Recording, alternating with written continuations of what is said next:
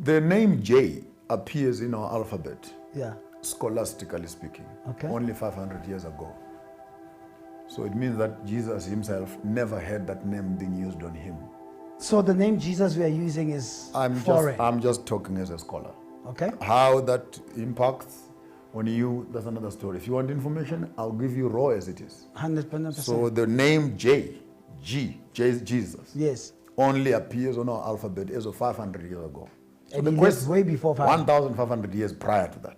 So the question is, if on the Hebrew charts and on hieroglyphics and on Italian writings and Greek writings, J is not there, what is the agenda of the Catholic system converting from Yeshua to Joshua? And as if that is not enough, the first rule of academic excellence in terms of translations of scripture, Okay. you don't translate a name. You don't translate a name. It's a crime. Mount Carmel remains Mount Carmel. Hence, slavery was the biggest crime, to take away people's names. Moses remains Moses. Right. You don't translate a name. So if you teach me as an academician and say, this is the rule that you must follow, Right. then how come when I get on Yeshua, the name is translated to Jesus and it's non-consequential? Do you think there's an agenda to dilute the true scriptures of what the Bible's supposed to be?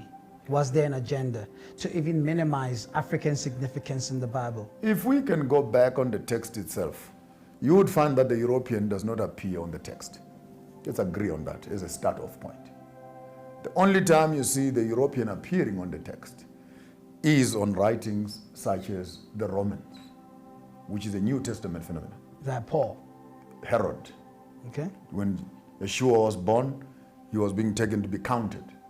By who? By the Roman Empire. Then the Romans start appearing in the New Testament. In fact, they don't appear as much except as oppressors. The crucifixion of Yeshua happens in the hands of the Romans, who are the Europeans. If you look just on the crucifixion weekend, Yes. as to who crucified him, who carried the cross, who buried him, Who you'll did- end up with two criminals and Yeshua dying between two thieves in the east and in the west. And Africa being at the center of the cross, we have thieves from the east, we have thieves from the west. The question is, how are we dealing with the Chinese?